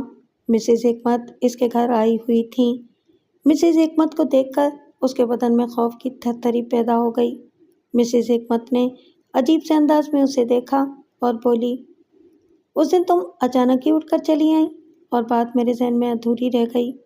دیکھو، برا مت ماننا عظمیٰ بیگم، اس دن بات کو تم ٹال گئی تھیں اور مجھے اندھا ثابت کرنے کی کوشش کی تھی۔ مجھے بتا دینا ضروری ہوگا تمہارے لیے کہ قصہ کیا تھا۔ مسز حکمت، مجھے افسوس ہے کہ میں نے آپ کو آج تک ایک اچھا پڑوسی ہی سمجھا، لیکن آپ نے فضول الزامات مجھ پر لگانے شروع کر دیے۔ میں آپ کی عزت کرتی ہوں، لیکن فضول باتوں کی اجازت نہیں دے سکتی۔ دیکھو، پولیس آئی تھی میرے گھر، ایک انسپکٹر صاحب آئے تھے اور کہنے لگے کہ قتل کی تفتیش کر رہے ہیں اور سامنے والے گھر کے بارے میں معلومات حاصل کرنا چاہتے ہیں۔ میں نے مکمل طور پر تمہاری حفاظت کی اور انسپکٹر صاحب سے کہا کہ جی ہمیں تو کچھ نہیں معلوم اس سلسلے میں۔ انہوں نے ایک تصویر بھی دکھائی تھی مجھے اور کہا تھا کہ کیا اس آدمی کو میں نے کبھی اس گھر میں داخل ہوتے ہوئے دیکھا ہے۔ میں نے ان سے کہا کہ جی اس گھر سے میرے گھر کا پچھواڑا پڑتا ہے، گیٹ دوسری طرف ہے، اگر کوئی آنے جانے والا ہو بھی تو بھلا مجھے اس کے بارے میں کیا معلوم ہو سکتا ہے۔ بہرحال انسپکٹر صاحب کو تو میں نے اطمینان دلا کر بھیج دیا، لیکن میرا اطمینان دوست ہو گیا۔ اس دن میں نے تمہیں گاڑی میں کسی کے جسم کو ٹھوستے ہوئے دیکھا تھا۔ مسز حکمت، آپ سے یہ درخواست کروں گی کہ براہ کرم اگر اسی قسم کی باتیں کرنی ہیں تو آپ اپنے گھر جائیے، میں آپ سے کسی قسم کا تعلق نہیں رکھنا چاہتی۔ ایسا نہ کرو، پولیس اگر دوبارہ میرے گھر آئی تو پھر مجھے یہ بتانا پڑے گا کہ ایک دن میں نے یہاں ایک عجیب واقعہ دیکھا تھا۔ آپ اگر ایسا کوئی کھیل کھیلنا چاہتی ہیں تو اس کی وجہ میں نہیں جانتی، کوئی دشمنی نہیں ہے میری آپ کی۔ ایک الزام لگا کر آپ مجھے اگر کوئی نقصان پہنچانے کی خواہش مند ہیں تو خدا را پہلے یہ بتا دیجیے کہ اس کی وجہ کیا ہے، ہو سکتا ہے کہ میں آپ کی غلط فہمی دور کر دوں۔ مسز حکمت اسے دیکھتی رہیں، پیشانی اچکا کر بولی، تعجب ہے، ٹھیک ہے، اور اگر آپ نے اس قسم کی کوئی فضول بات کہی تو آپ جانتی ہیں کہ میں پولیس سے کیا کہوں گی۔ لو میں کیا جانوں؟ میں یہ کہوں گی کہ وہ شخص جس کی موت واقع ہوئی ہے اور پولیس جس کی تفتیش کر رہی ہے اکثر آپ کے گھر آتا جاتا تھا اور آپ کے اس سے بہترین تعلقات تھے، سمجھ رہی ہیں نا آپ؟ ارے واہ مم میرے، کیسے تعلقات ہوتے؟ میں نے اپنی آنکھوں سے دیکھا ہے، وہ آپ کے گھر میں اکثر آتا جاتا رہتا تھا اور آپ اسے بڑے ہنس کر باتیں کیا کرتی تھیں۔ لو بی بی، تم تو بالکل ہی پاگل ہو گئی، بھلا میں کیوں اس سے ہنس کر باتیں کرتی؟ اور وہ کون تھا؟ مجھے کیا معلوم؟ یہ تو آپ سے پولیس معلوم کر لے گی۔ ارے تمہارا دماغ تو صحیح ہے۔ دماغ آپ کا صحیح نہیں ہے مسز حکمت، آپ بالکل بے فکر رہیے، آپ پولیس کو بیان دیجیے، میں اسے حلفیہ بیان دوں گی کہ میں نے اسے آپ کے گھر آتے جاتے دیکھا ہے اور ایک دو بار اس کا آپ سے جھگڑا بھی ہوا تھا۔ خبردار جو میرے بارے میں ایسا کوئی لفظ کہا اور آپ کہتی رہیں کہ میں نے کسی انسان کو کار کی ڈکی میں ٹھوسا تھا۔ لو بی بی، میں نے تو اپنی آنکھوں سے دیکھا تھا۔ تو میں نے بھی اپنے سر سے نہیں دیکھا، میں نے بھی اپنی آنکھوں سے دیکھا تھا کہ مقتول کا آپ سے بڑا گہرا تعلق تھا۔ ارے چھوڑو ان باتوں کو، تم تو میرے سر ہی پڑ گئیں، لعنت ہے اسے پڑوس پر، میں چلتی ہوں، مسز حکمت نے کہا، اور پھر وہ اتنی تیزی سے ڈرائنگ روم سے باہر نکلی تھیں کہ عظمیٰ کو ہنسی آئے بغیر نہ رہ سکی۔ مسز حکمت باہر نکلی تھیں اور حیدر علی اندر داخل ہوئے تھے۔ بولے، ٹیلی فون آیا تھا انسپکٹر شاہد علی کا، کہنے لگے کہ میں آنا چاہتا ہوں۔ ابھی دوبارہ ٹیلی فون آیا تھا کیونکہ اس وقت میں نے کہہ دیا تھا کہ تم گھر سے باہر گئی ہوئی ہو، اور انہوں نے مجھ سے یہ کہا تھا کہ جب تم گھر آ جاؤ تو فوراً مجھے اطلاع دیں۔ میں نے تو کوئی اطلاع نہیں دی، لیکن دوبارہ ان کا فون آیا تو میں نے انہیں بتایا کہ وہ آ چکی ہیں اور اس نے کہا ہے کہ وہ آ رہا ہے۔ ٹھیک ہے ابو، عظمیٰ نے کہا۔ وہ سمجھ چکی تھی کہ انسپکٹر شاہد نادیہ کا بیان لینے آ رہا ہے۔ وہ اٹھ کر نادیہ کے کمرے کی طرف چل دی۔ پھر اس نے نادیہ سے کہا، دیکھو پولیس انسپکٹر شاہد علی آ رہا ہے، تمہیں اس کا سامنا کرنا ہوگا، میں تمہیں جو کچھ بتا رہی ہوں برائے کرم اس کا خیال رکھنا۔ جی مما، آپ جیسے کہیں گی میں وہی کہوں گی۔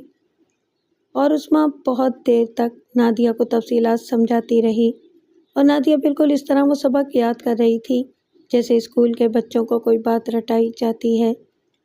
اتنے میں انسپکٹر شاہد علی کے آنے کی اطلاع ملی اور وہ تیار ہو کر جب ڈرائنگ روم میں پہنچی تو ایک لمحے کے لیے اسے خوشی کا احساس ہوا۔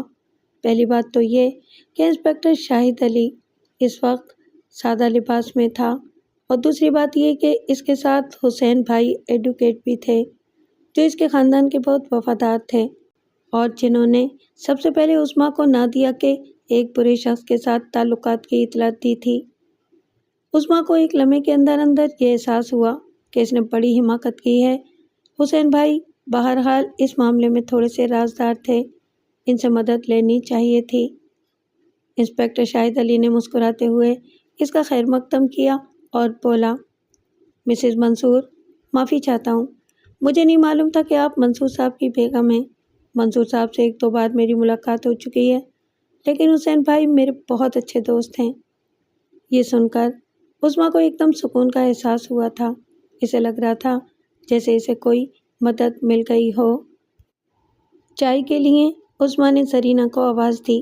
زرینہ ایک دم اندر آ گئی تھی۔ وہ عام طور سے ان لوگوں کی ٹو میں رہتی تھی۔ عظمیٰ نے اسے دیکھا۔ زرینہ کے چہرے کی سرکشی اس بات کا احساس دلا رہی تھی کہ زرینہ ہوش و آواز میں نہیں ہے۔ چائے لے آؤ بنا کر، ذرا اچھی سی۔ زرینہ خاموشی سے باہر چلی گئی تھی۔ شاہد علی نے غور سے زرینہ کو دیکھا تھا، پھر اس نے کہا، آپ لوگ شریف لوگ ہیں، اس بات کی گواہی میں دیتا ہوں۔ میں نے بھی پولیس میں زندگی گزاری ہے، لیکن تنویر خان کی بیوی بڑی لے دے کر رہی ہے اور اس نے جگہ جگہ درخواستیں دی ہیں کہ اس کے شوہر کی موت کی تحقیقات کرائی جائے۔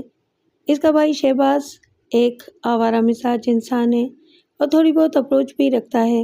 وہ کوشش کر رہا ہے کہ اس کے بہنوئی کا قاتل گرفتار ہو جائے۔ میں اچھی طرح جانتا ہوں کہ یہ اپروچ اپنے بہنوئی کی موت کے لیے نہیں ہے، بلکہ وہ قاتل کو بے نقاب کر کے کچھ اور فائدے حاصل کرنا چاہتا ہے، لیکن ظاہر ہے ہم ایسا کوئی ثبوت نہیں رکھتے۔ آپ کی جانب خاص طور سے سیما نے نشاندہی کی ہے۔ میں نادیہ کا بیان لینا چاہتا ہوں۔ حسین بھائی نے گہری نگاہوں سے عظمیٰ کو دیکھا اور پھر بولے، کیا نادیہ گھر پر موجود ہے؟ ہاں، شاید وہ اوپر ہے، میں بلاتی ہوں۔ عظمیٰ نے اٹھنے کی کوشش کی۔ شاہد علی نے اسے ہاتھ سے اشارہ کرتے ہوئے کہا، نہیں، بیٹھیے پلیز، کسی اور کے ذریعے سے بلائیے۔ جی، ایک بار پھر زرینہ کو آواز دی گئی اور وہ کچھ دیر کے بعد ہی پہنچی تھی۔ زرینہ، ذرا نادیہ کو بلا کر لاؤ۔ زرینہ پھر کوئی جواب دیے بغیر باہر نکل گئی۔ عظمیٰ کو شدید احساس ہو رہا تھا کہ زرینہ کی سرکشی بہت زیادہ بڑھی ہوئی ہے، لیکن کیا کر سکتی تھی؟ خاموش ہو گئی۔ البتہ نادیہ نے آنے میں دیر نہیں لگائی تھی۔ اس نے سادگی سے مہمانوں کو سلام کیا اور عظمیٰ کے اشارے پر ایک طرف بیٹھ گئی۔ انسپکٹر شاہد گہری نگاہوں سے نادیہ کا جائزہ لے رہا تھا۔ اس نے پوچھا، بی بی، آپ کا نام نادیہ ہے؟ جی۔ دیکھو بیٹے، میں آپ سے کچھ سوالات کرنا چاہتا ہوں۔ مجھے یقین ہے کہ آپ مجھے بالکل ٹھیک ٹھیک ان کے جواب دیں گی۔ نادیہ بیٹے، آپ تنویر خان نامی کسی شخص کو جانتی ہیں؟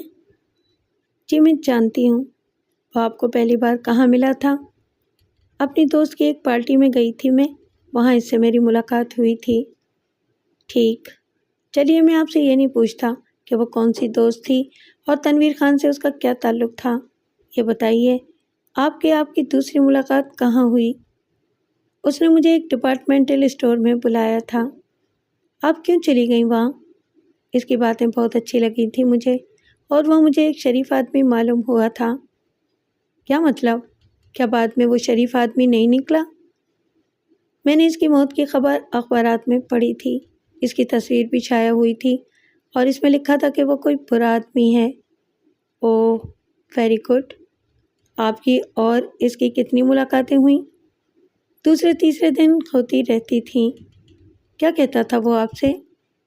وہ مجھ سے شادی کرنا چاہتا تھا، نادیہ نے جواب دیا۔ اور آپ؟ شاہد علی نے سوال کیا۔ نادیہ نے سر جھکا لیا۔ بیٹے، جواب دیجیے پلیز۔ میں اس کی باتوں میں آ گئی تھی۔ میں نے اپنی مما سے اس کا تذکرہ کیا تھا۔ اگر وہ آپ سے خفیہ شادی کرنا چاہتا تو کیا آپ کر لیتی؟ نادیہ کے چہرے پر عجیب سے تاثرات پھیلے، پھر اس نے خود کو سنبھال کر کہا، میں شاید مما کی مرضی کے بغیر اس سے شادی کر لیتی، لیکن میں نے مما کو اس کے بارے میں بتایا تو مما نے کہا کہ وہ اس کے لیے تحقیقات کر سکتی ہیں۔ اگر وہ اچھا آدمی ہوا تو پاپا سے کہہ کر میری شادی اس سے کرا دیں گی۔ پھر کیا ہوا؟ مما نے بعد میں مجھے بتایا کہ وہ ایک جرائم پیشہ آدمی ہے اور مما کی بات نہیں مانتا۔ پھر مما نے مجھے سمجھایا اور بتایا کہ وہ شادی شدہ ہے، وہ ایک بیوی چھوڑ چکا ہے اور دوسری بیوی موجود ہے۔ پہلے تو میں نے مما کی بات کو غلط سمجھا، لیکن پھر سیما نامی خاتون ہمارے گھر آئیں اور انہوں نے مما سے سخت باتیں کیں۔ انہوں نے رو رو کر یہ بتایا کہ تنویر خان کوئی اچھا آدمی نہیں ہے، وہ ان کی بیٹی کے ساتھ فراڈ کر رہا ہے، اسے کوئی اور لڑکی مل جائے گی تو وہ اسے چھوڑ دے گا۔ تو میں نے مما کی بات مان لی اور دل میں فیصلہ کر لیا کہ میں تنویر خان سے شادی نہیں کروں گی۔ بعد میں نے مما سے معافی بھی مانگی تھی۔ اس وقت تنویر خان زندہ تھا؟ انسپکٹر شاہد نے چالاکی سے سوال کیا۔ مجھے نہیں معلوم، بس جب سے مما سے میری بات ہوئی اس کے بعد سے میں نے اس سے بات نہیں کی۔ کیا اس نے تمہیں ٹیلی فون کیا؟ ہاں، اس نے کئی بار مجھے فون کیا مگر میں نے اس کا فون اٹینڈ نہیں کیا۔ کیا وہ یہاں کبھی تمہارے گھر آیا؟ نہیں، اس کی کبھی اتنی ہمت نہیں ہوئی۔ نادیہ بہت ہی شاندار جا رہی تھی اور عظمیٰ اپنی بیٹی پر نثار ہو رہی تھی۔ جس اعتماد کے ساتھ نادیہ نے انسپکٹر شاہد کے سوالات کے جوابات دیے تھے وہ بہت ہی اطمینان بخش تھے۔ حسین بھائی نے کہا، انسپکٹر شاہد، آپ نادیہ کی امید دیکھ رہے ہیں؟ وہ ایک چالاک آدمی تھا اور اس نے ایک بھرپور جال ڈالا تھا نادیہ پر، لیکن اللہ تعالیٰ نے اسے بچا لیا۔ میرے خیال میں یہ سلسلہ صرف جرائم پیشہ افراد کا ہے جن سے اس کا کوئی جھگڑا چل رہا ہوگا۔ میں درخواست کرتا ہوں انسپکٹر شاہد کہ ان لوگوں کو پریشان نہ کیا جائے۔ نہیں، بالکل ٹھیک کہتے ہیں آپ حسین بھائی، میں انتہائی کوشش کروں گا کہ ان کا نام کسی شکل میں بھی آنے نہ پائے۔ شہباز ایک کمینہ آدمی ہے، وہ اپنی بہن کے لیے جدوجہد کر رہا ہے، یہ بات تو میں جانتا ہوں۔ شاید وہ اپنی بہن سے بھی مخلص نہیں ہے۔ کچھ لوگوں کو تنگ کرنا مقصود ہوگا، لیکن میں اسے وارننگ دے دوں گا، آپ اطمینان رکھیں۔ پھر وہ لوگ چلے گئے تو عظمیٰ دونوں ہاتھوں سے اپنا چہرہ ڈھک کر بیٹھ گئی۔ نادیہ واپس اپنے کمرے میں جا چکی تھی۔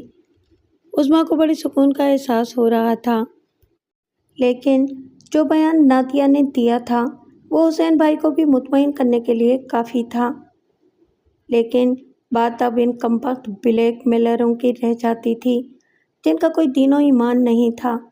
ریاست بیگ بظاہر ڈرامہ کر رہا تھا، لیکن اندر کی بات کون جانے، اور وہ شخص دلاور، میرے خدا، مجھے میری اس مشکل کا بھی حل دے دے۔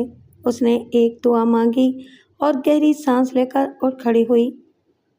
دلاور ریاست بیگ کی نسبت کافی غلط انسان تھا، ویسے بھی تعلیم یافتہ نہیں تھا، جبکہ ریاست پڑھا لکھا شخص تھا۔ ریاست بیگ عظمیٰ سے ملنے کے بعد بڑی پریشانی کے عالم میں گھر پہنچا تھا۔ دلاور اس وقت موجود نہیں تھا۔ ریاست بیگ اس وقت کچھ عجیب سی تھکن محسوس کر رہا تھا۔ بہت دیر تک وہ بستر پر پاؤں لٹکائے بیٹھا ہوا عظمیٰ کے بارے میں سوچتا رہا۔ اس کے دل میں نہ جانے کیا کیا خیالات آ رہے تھے۔ عظمیٰ کا خوبصورت چہرہ، اس کا گفتگو کرنے کا انداز، یہ ساری چیزیں ریاست بیگ کو ایک گداز کا شکار کرتی تھیں۔ عظمیٰ سے محبت تو کی جا سکتی ہے، لیکن اس کے حصول کی کوئی کوشش احمقانہ ہوگی۔ وہ شادی شدہ ہے اور اپنے شوہر سے محبت بھی کرتی ہے۔ ہاں، اگر ذہن پر کمینگی سوار ہو تو کسی کو بھی دکھ پہنچائے جا سکتے ہیں۔ انہی سوچوں میں وہ گم تھا کہ دلاور اندر داخل ہوا۔ اس کا موڈ کافی بگڑا ہوا تھا۔ اس نے تیکھی نظروں سے ریاست کو دیکھا، پھر بولا، رقم لائے ہو؟ نہیں، ریاست بیگ نے کہا۔ کوئی نئی کہانی؟ ایسی ہی بات ہے، مجھے تو کچھ اور لگ رہا ہے۔ کیا تم نے رقم ہضم تو نہیں کر لی ہے؟ ایسی بات نہیں ہے، کیونکہ اس سے پہلے ہمارے درمیان ایسی کوئی بددیانتی نہیں ہوئی ہے۔ تاہم تم ایسا سوچ سکتے ہو کیونکہ تم ایک جاہل اور جرائم پیشہ شخص ہو جو بیماریوں میں جنم لیتا ہے اور برائیوں میں ہی مر جاتا ہے۔ تم آسانی سے مجھ پر یہ الزام لگا سکتے ہو۔ ریاست بیگ کا لہجہ بے حد تلخ تھا۔ خلاف توقع برا ماننے کے بجائے دلاور ہنس پڑا۔ زیادہ بگڑ گئے؟ لیکن اس وقت میرا موڈ بہت اچھا ہے۔ ایک نیا شکار پھنس رہا ہے جو ضرور بڑی رقم دے جائے گا، لیکن ابھی کافی انتظار کرنا پڑے گا۔ یار، مجھے پیسوں کی ضرورت ہے۔ لیکن وہ بدنصیب عظمیٰ مشکلات میں گرفتار ہے، ریاست بیگ نے کہا۔ گڈ، بڑا درد ہے تمہارے لہجے میں۔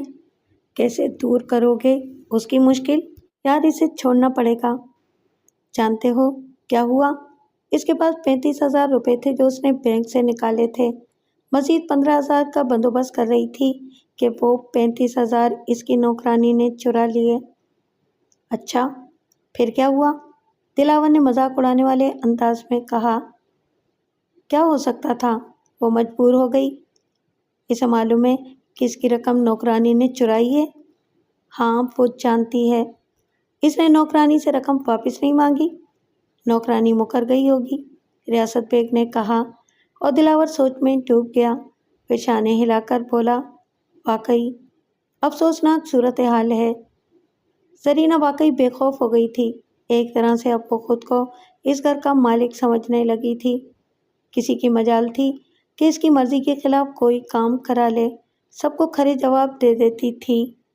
اس وقت بھی اس نے نادیہ کی ایک قمیض استری کرتے ہوئے جلا دی تھی۔ اندھی ہے تو؟ یہ کیا کیا تو نے؟ دیکھو بیبی، ٹائم بدل گیا ہے، نوکری کری ہے تمہارے ہاں، عزت نہیں بیچی۔ ہوش میں رہو۔ کیا بکواس کر رہی ہو تم؟ ایک تو میری قمیض جلا دی۔ اسی وقت عظمیٰ بھی اندر داخل ہو گئی۔ نادیہ نے خراتی ہوئی آواز میں کہا، مما، اس نے میری قمیض جلا دی ہے، اوپر سے بدتمیزی کر رہی ہے۔ مما، ایک منٹ بھی میں اسے یہاں برداشت نہیں کر سکتی۔ میں نے کہہ دیا ہے آپ سے، آپ اسے فوراً یہاں سے دھکے دے کر نکال دیں، ورنہ میں… کیا فضول باتیں کر رہی ہو نادیہ؟ وہ عمر میں تم سے کتنی بڑی ہیں؟ تم پاگل ہو گئی ہو؟ مما، یہ پاگل ہو گئی ہے۔ میں کئی دن سے آپ کو بتا رہی ہوں کہ اس کے دماغ میں خرابی ہو گئی ہے، نادیہ نے کہا۔ سرینا، تم میرے ساتھ آؤ۔ سنا نہیں تم نے؟ میرے ساتھ آؤ، عظمیٰ نے سرینا کو دیکھتے ہوئے کہا، اور سرینا نادیہ کی طرف دیکھ کر طنزیہ انداز میں مسکرائی اور پھر عظمیٰ کے ساتھ باہر نکل آئی۔ باہر نکل کر عظمیٰ نے کہا، تم بھی بس بچوں کے منہ لگتی ہو۔ بچے کچھ زیادہ ہی بگڑ گئے بیگم جی، انہیں سنبھالیے، سرینا نے طنزیہ لہجے میں کہا۔ اچھا، فضول بکواس مت کرو، یہ پیسے لو اور بازار سے کچھ چیزیں لے آؤ، عظمیٰ نے کچھ نوٹ سرینا کو دیتے ہوئے کہا۔ سرینا نے عظمیٰ کو دیکھا اور دل ہی دل میں مسکرا دی۔ صاف ظاہر تھا کہ عظمیٰ اس کے سامنے نروس ہو جاتی ہے۔ سرینا کے ہاتھ میں بہت ہی اچھا کارڈ آ گیا تھا اور وہ اس سے پورا فائدہ اٹھا رہی تھی۔ بہرحال وہ لانے والے سامان کی فہرست اور تھیلا لے کر باہر نکل آئی۔ مزے ہی مزے تھے۔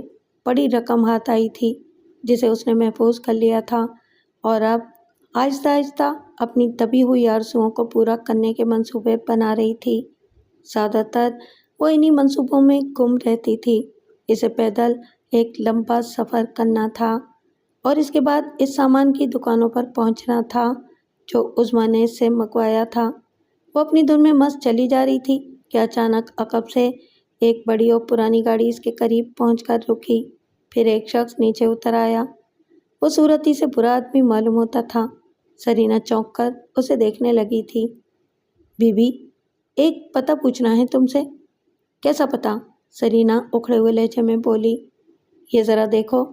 اس نے ایک کاغذ نکال کر زرینہ کے سامنے کیا اور زرینہ کی نگاہیں کاغذ کی جانب اٹھ گئیں، لیکن دوسرے لمحے اس کی گردن پر ایک کھڑا ہاتھ اس قوت سے پڑا کہ زرینہ کی آنکھوں میں ستارے ناچ گئے۔ دوسری ضرب نے زرینہ کے ہوش و حواس چھین لیے تھے۔ اس شخص نے ادھر ادھر دیکھا، پھر پھرتی سے پچھلا دروازہ کھول کر زرینہ کو بڑی گاڑی میں اندر کھینچ لیا اور خود ڈرائیونگ سیٹ پر بیٹھ کر گاڑی آگے بڑھا دی۔ زرینہ بے خبر پچھلی سیٹوں پر پڑی ہوئی تھی۔ ڈرائیو کرنے والا شخص دلاور کے علاوہ اور کوئی نہیں تھا اور اسے اس بات کا اندازہ تھا کہ بے ہوش ہونے والی عورت راستے میں ہوش میں نہیں آ سکتی، اور ایسا ہی ہوا۔ اس کے پاس کئی ایسی جگہ تھیں جو اس طرح کے کاموں میں استعمال ہو سکتی تھیں۔ چنانچہ وہ گاڑی کو ایک نواحی بستی کے ایسے مکان میں لے گیا जहाँ बैरूनी हिस्सा बहुत बड़ा था और इसमें बड़ा काट कबाड़ भरा हुआ था।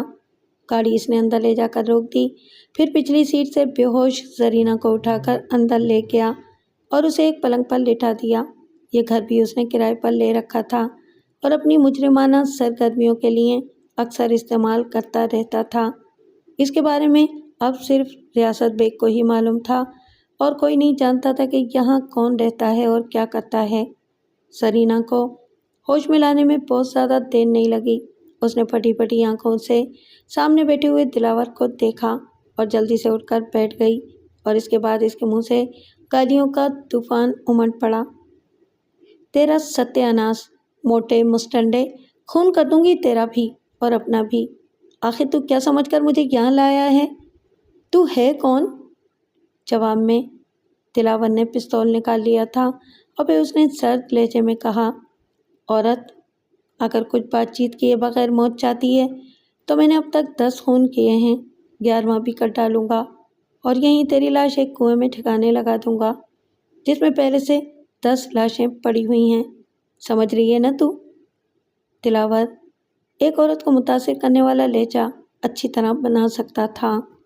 सरीना के होशो खवास रुखसत हो गए। मगर भाई साहब, मैंने आपका क्या बिगाड़ा है? कुछ पूछना है तुझसे, बस इसके बाद मैं तुझे छोड़ दूंगा। पूछ लो, मगर मुझे जाने दो, तुम्हें अल्लाह का वास्ता। हाँ हाँ, जाने दूंगा, तू फिक्र मत कर। अच्छा, अब मुझे ये बता कि मंसूर के घर कितने अरसे से काम करती है तू? बहुत दिन हो गए जी। मंसूर कहाँ है? मुल्क से बाहर गए हैं जी। इसके घर में कौन कौन रहता है? बस जी, मालकन है और 2 बच्चे हैं इसके और बड़े बाबा हैं। तूने मालकन के 35,000 चुराए थे? कसम ले लो जी, कसम, सरीना ने कहा। दिलावर ने पिस्तौल हाथ में ले लिया। देख, बात मुझे सब मालूम है, लेकिन मैं तेरी ज़बान से जो कुछ सुनना चाहता हूँ वो मुझे सुना दे, वरना क्या फ़ायदा, एक छोटी सी बात के लिए मर जाएगी। चुराए थे जी, पर मालकन भी किसी से कम नहीं है, पता नहीं क्या क्या करती रहती है। वही तो तुझसे मालूम करना चाहता हूँ। वो 35,000 रुपये में छोड़ सकता हूँ तेरे पास, मगर मालकन जो करती है मुझे वो मालूम करना है। बस साहब जी, क्या किया था वो तो हमें नहीं मालूम। एक दिन सुबह हम जल्दी से उठ गए थे और बाग में घूम फिर रहे थे कि हमने मालकन को देखा।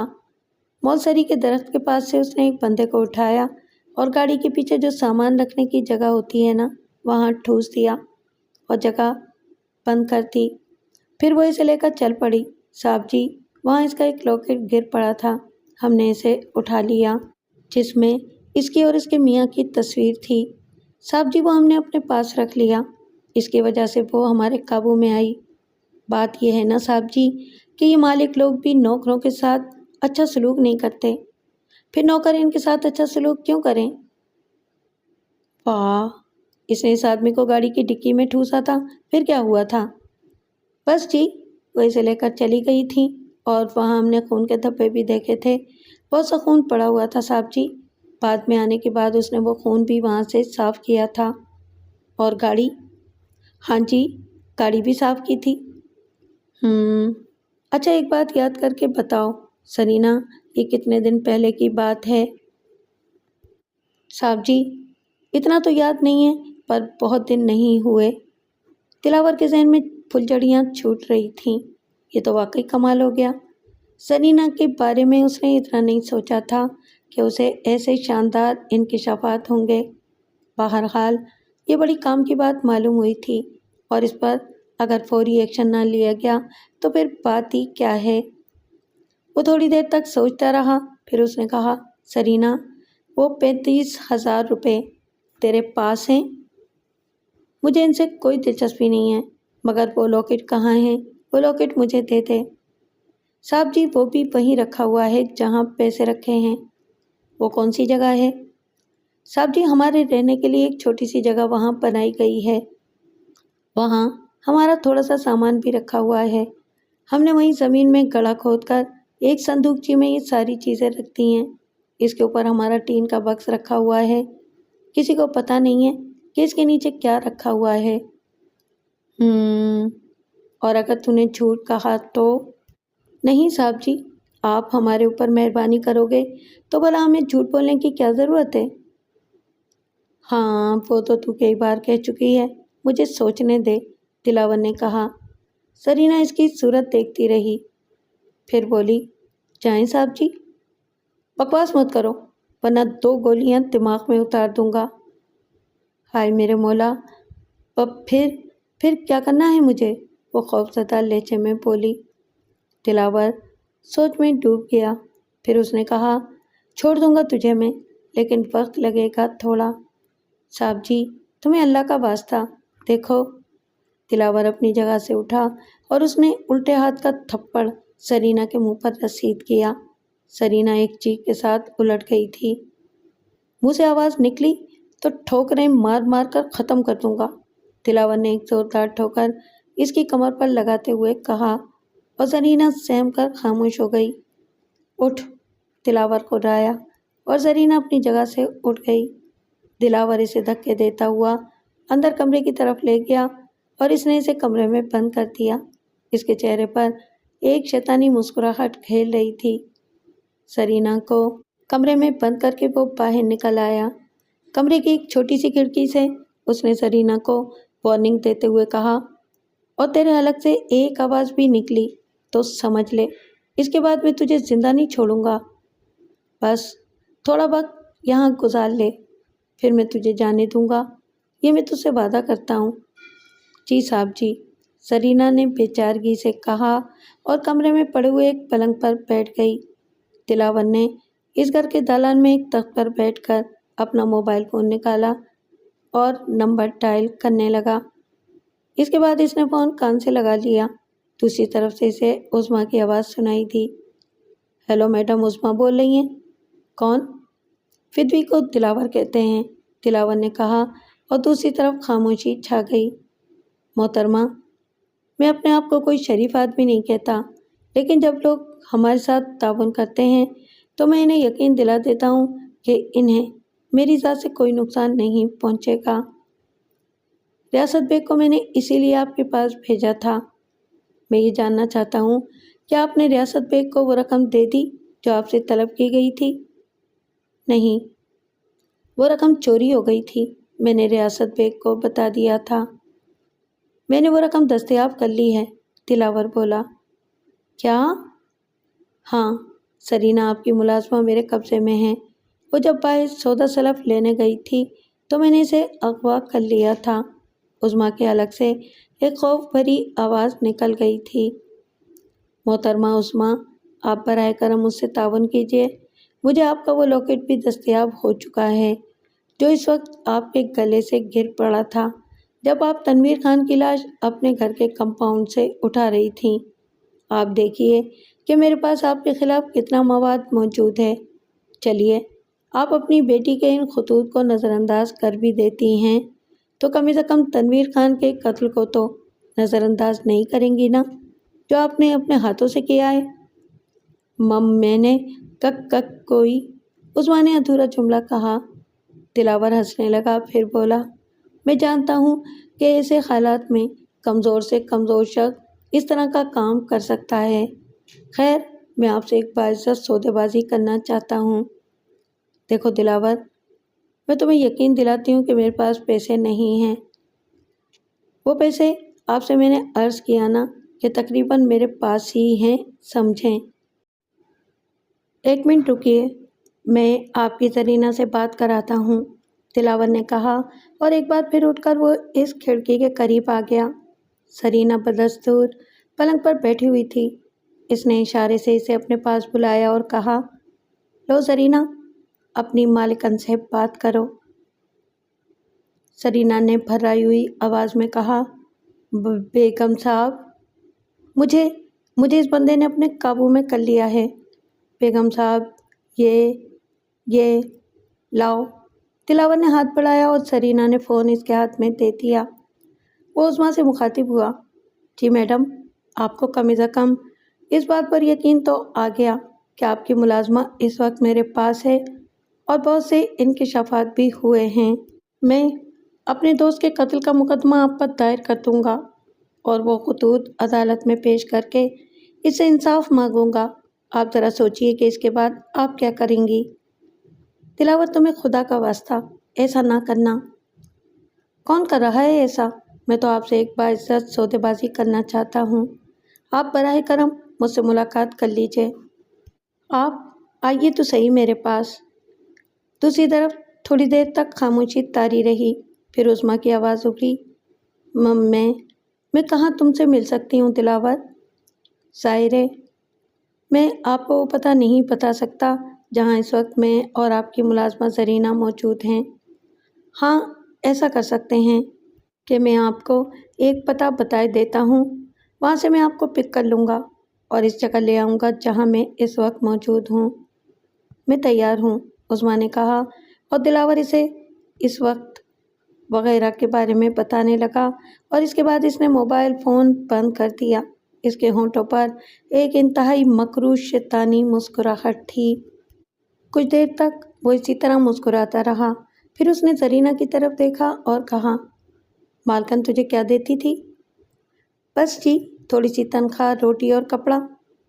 اب اگر میں تجھے 10,000 روپے مہینہ دوں، گھومنے پھرنے کے لیے گاڑی، رہنے کے لیے بہت اچھا گھر، تو کیا تو میرے ساتھ رہنا پسند کرے گی؟ صاحب جی ہم تو نوکری کرتے ہیں، جہاں بھی مل جائے۔ ٹھیک ہے، تیری مال کا اس وقت میری مٹھی میں ہے، اگر تو نے میرے ساتھ مل کر کام کیا تو بھی اس برے وقت کا انتقام لے سکتی ہے جو تجھ پر پیش آیا ہے۔ ٹھیک ہے صاحب جی، اگر ایسا ہے تو ہم آپ کا ساتھ دیں گے، زرینہ نے کہا، اور دلاور آہستہ آہستہ اسے کچھ سمجھانے لگا۔ زرینہ صحیح طور پر نمک حرام تھی، جس کا اظہار اس نے برملا کر دیا تھا۔ بہرحال دلاور کافی دیر تک اپنا کام کرتا رہا تھا اور اس نے اپنی شیطانی فطرت کی تکمیل کے لیے بھرپور انتظامات کر لیے تھے۔ اس کے بعد وہ زرینہ کو اس کمرے میں بند کر کے گھر سے نکل آیا تھا۔ عظمیٰ اس جگہ پہنچ گئی جہاں دلاور نے اس سے ملنے کا وعدہ کیا تھا۔ ریاست بیگ کا کہیں پتہ نہیں تھا۔ عظمیٰ نے 2-3 بار اس کے بارے میں سوچا بھی تھا، لیکن پھر یہ سوچ کر خاموش ہو گئی تھی کہ برے لوگ آخرکار برے ہی ہوتے ہیں۔ وہ اپنی کار میں بیٹھی ادھر ادھر نگاہیں دوڑا رہی تھی کہ اچانک عقب نما آئینے میں اسے دلاور کا چہرہ نظر آیا۔ دلاور بڑے جارحانہ انداز میں ڈرائیونگ سیٹ کے برابر کا دروازہ کھول کر اندر بیٹھ گیا، پھر اس نے کہا، چلیے محترمہ، میں آپ کو اغوا کر کے نہیں لے جا رہا، بلکہ میں آپ سے ٹھوس اور آخری گفتگو کرنا چاہتا ہوں، پلیز چلیے۔ عظمیٰ کچھ لمحے سوچتی رہی، اس کے بعد اس نے اپنی ہمت جمع کی اور کار آگے بڑھا دی۔ دلاور اسے گائیڈ کرتا رہا اور تھوڑی دیر کے بعد وہ اس گھر میں داخل ہو گئے جہاں زرینہ موجود تھی۔ عظمیٰ کو ایک عجیب سی وحشت کا احساس ہو رہا تھا۔ دلاور اسے ساتھ لیے ہوئے اس کمرے میں آ گیا جہاں زرینہ موجود تھی۔ زرینہ کے چہرے پر طنز کے آثار پھیل گئے۔ اس نے کہا، بیگم جی اپنی مرضی سے نہیں آئی ہوں یہاں، بلکہ لائی گئی ہوں، لیکن اب محسوس کر رہی ہوں کہ آپ بڑے لوگ بڑی آسانی سے وہ سب کچھ کر لیتے ہو جو دوسرے یعنی ہم جیسے چھوٹے لوگ نہیں کر سکتے۔ ہاں زرینہ تم ٹھیک کہتی ہو، مجھے ساری تفصیلات معلوم ہو چکی ہیں۔ ریاست میں ایک بیوقوف آدمی تھا جو آپ کے حسن کے جال میں پھنس گیا۔ بات یہ ہے کہ یہ صرف کاروبار ہے اور اس کاروبار میں ہم جس طرح بھی ممکن ہو سکتا ہے اپنے شکار کو جکڑتے ہیں۔ مجھے اندازہ ہے کہ آپ مجھے پیسے دینے میں بہت گریز کر رہی ہیں، حالانکہ آپ کے پاس زیورات بھی ہوں گے۔ آپ کے شوہر منصور کے بارے میں بھی مجھے تفصیلات کا پتہ چل چکا ہے۔ اس قدر معمولی آدمی بھی نہیں ہے وہ کہ 50,000 روپے بھی مہیا نہ کر سکیں، لیکن بہرحال انسان کی اپنی سوچ ہوتی ہے۔ محترمہ اصل میں آپ سے مسلسل رابطہ چاہتا ہوں، کچھ اس طرح کہ مستقل کلائنٹ بھی ہونے چاہیے جو کام آتے رہیں۔ کبھی آپ سے کوئی بڑی رقم نہیں مانگوں گا، بس چھوٹی چھوٹی رقم جو میرا خرچ چلاتی رہے۔ میں ریاست بیگ کی طرح بے وقوف نہیں ہوں جو آپ کے حسن کے جال میں گرفتار ہو کر سب کچھ بھول جائے۔ خیر میرا مطلب صرف اتنا سا ہے کہ اب آپ کو تھوڑا سا وقت میرے ساتھ گزارنا ہوگا، اس عالم میں کہ بعد میں آپ میرے لیے وہ سب کچھ کر سکیں جس کی مجھے خواہش ہو۔ زرینہ میری مددگار ہوگی، کیا سمجھی؟ کیا آپ مجھ سے تعاون کریں گی؟ عظمیٰ کے پورے بدن کا لہو خشک ہو گیا۔ دلاور کے الفاظ پوری طرح سمجھ میں آ رہے تھے۔ اس نے وحشت زدہ نگاہوں سے چاروں طرف دیکھا، لیکن اسے اندازہ ہوا کہ فرار کا کوئی راستہ نہیں ہے۔ اس نے وحشت زدہ انداز میں کہا، دلاور، میں جان دے دوں گی، لیکن اگر آپ جان دے دیں گی تو میں اس عمل کو اپنے ان نقصانات میں شامل کر لوں گا جو اکثر مجھے ہوتے رہتے ہیں۔ دلاور نے اس کی جانب قدم بڑھاتے ہوئے کہا، دیکھو، یہ سب کچھ دیکھو۔ عظمیٰ پیچھے ہٹتی ہوئی دیوار سے جا لگی، لیکن اسی وقت کچھ ہلکی ہلکی آہٹیں سنائی دیں۔ وہ کھڑکی جو اس کمرے میں تھی اور جس میں سلاخیں لگی ہوئی تھیں، وہاں کوئی نظر آیا تھا۔ یہ ریاست بیگ تھا۔ ریاست بیگ نے کہا، دلاور، میں واقعی اس معیار کا انسان نہیں ہوں جیسے کہ تم ہو۔ میں نے جرم نہیں کیا تھا۔ نشاط نے مجھے جرم پر مجبور کر دیا تھا، اور اس کے بعد تم لوگوں کے ساتھ میں نے جو کچھ کیا، میرا ضمیر اسے کبھی مطمئن نہیں تھا۔ آج اپنے ضمیر کے اطمینان کے لیے کچھ کرنا چاہتا ہوں۔ پیچھے ہٹ جاؤ دلاور، عظمیٰ سے میں محبت کرنے لگا ہوں۔ ہاں محترمہ عظمیٰ، حقیقت یہ ہے کہ جب پہلی نگاہ میں نے آپ کو دیکھا تھا تو آپ نے میرے دل کو چھو لیا تھا، لیکن میں آپ کے ان تمام رشتوں کا احترام کرتا ہوں جو آپ سے منسلک ہیں۔ اتفاق کی بات یہ ہے کہ آج میرے اندر کا وہ شخص جاگ گیا ہے جو کبھی ایک اچھا انسان تھا اور درس و تدریس کا کام کرتا تھا، اور مجھے خوشی ہے کہ وہ اچھے وقت پر جاگا ہے۔ دلاور، سوری، ہمارے تمہارے درمیان کبھی بہت اچھے تعلقات نہیں رہے، لیکن شاید میں یہاں تک کبھی نہ پہنچتا اگر تم مجھے مجبور نہ کر دیتے۔ کیا بکواس کر رہے ہو ریاست بیگ؟ مقصد کیا ہے تمہارا؟ میرا مقصد بہت معمولی سا ہے دوست۔ ساری باتیں سن چکا ہوں میں، ساری تفصیلات میرے علم میں ہیں۔ میرے خیال میں اپنی محبت کا خراج اسی طرح پیش کر سکتا ہوں کہ عظمیٰ کو تمہارے ناپاک ارادوں کی تکمیل سے بچا لوں۔ تیرا دماغ خراب ہو گیا ہے؟ جانتا ہے میں کون ہوں؟ وقت ضائع نہیں کروں گا دلاور، بیکار ہیں ساری باتیں، ریاست بیگ نے کہا، اور اچانک ہی دلاور کے چہرے پر خوف کے آثار ابھر آئے۔ ریاست بیگ کے ہاتھ میں دبا ہوا پستول اسے نظر آ گیا تھا، لیکن اس سے پہلے کہ وہ اپنے بچاؤ کے لیے کچھ کر سکتا، پستول سے فائر ہوا اور گولی دلاور کے سر میں اتر گئی، دوسری دل میں اور تیسری پیٹ میں۔ وہ دونوں ہاتھ پھیلا کر سیدھا ہوا اور پھر زمین پر آ رہا۔ ریاست بیگ نے اسی پر بس نہ کیا۔ اس نے پستول کا رخ زرینہ کی طرف کیا اور بولا، اور چونکہ تم ان تمام واقعات کی رازدار ہو اور اس کے بعد میری عظمیٰ کو نقصان پہنچاؤ گی یا تکلیف دو گی جو ایک سیدھی سادی عورت ہے، اس لیے بی بی تمہیں بھی جانا پڑے گا۔ ریوالور کی بقیہ گولیاں زرینہ کے جسم میں پیوست ہو گئیں اور لمحوں کے اندر اس نے بھی دم توڑ دیا۔ عظمیٰ پتھرائی ہوئی سی کھڑی تھی۔ ریاست بیگ نے کہا، محترمہ عظمیٰ، دروازہ کھول دیجئے، باہر آپ کی کار کھڑی ہوئی ہے، اس میں بیٹھیے اور احتیاط سے اسے ڈرائیو کرتی ہوئی گھر چلی جائیے۔ 35,000 روپے اور آپ کا لاکٹ زرینہ کے کمرے میں اس جگہ دفن ہے جہاں ٹین کا صندوق رکھا ہوا ہے۔ آپ اسے نکال لیجئے اور اس کے بعد سکون کی زندگی بسر کیجئے۔ ان تمام واقعات کو اپنے ذہن سے بھلا دیجئے۔ میں واقعی آپ سے محبت کرنے لگا ہوں۔ مجھے فخر ہے کہ میں نے اس ہستی سے محبت کی جس نے ہمیشہ اپنے شوہر کو اپنے مجازی خدا کا درجہ دیا۔ اللہ تعالیٰ آپ کو ہمیشہ خوش رکھے۔ جائیے پلیز۔ ہو سکتا ہے کہ فائرنگ کی آواز باہر سن لی گئی ہو، اس سے پہلے کہ کوئی تحقیقات کے لیے آئے آپ چلی جائیے۔ نہ جانے کس طرح عظمیٰ لرزتے قدموں سے باہر نکلی تھی اور نہ جانے کس طرح اپنی کار تک پہنچی تھی اور ڈرائیو کرتی ہوئی اپنے گھر تک آئی تھی۔ بڑے عجیب و غریب احساسات تھے اس کے دل میں۔ ریاست بیگ کے بارے میں سوچ رہی تھی، ایسے لوگ بھی اس دنیا میں ہوتے ہیں، لیکن محبت کم وقت چیز ہی ایسی ہے کہ کبھی کبھی انسان کو ذہنی طور پر بالکل مفلوج کر دیتی ہے۔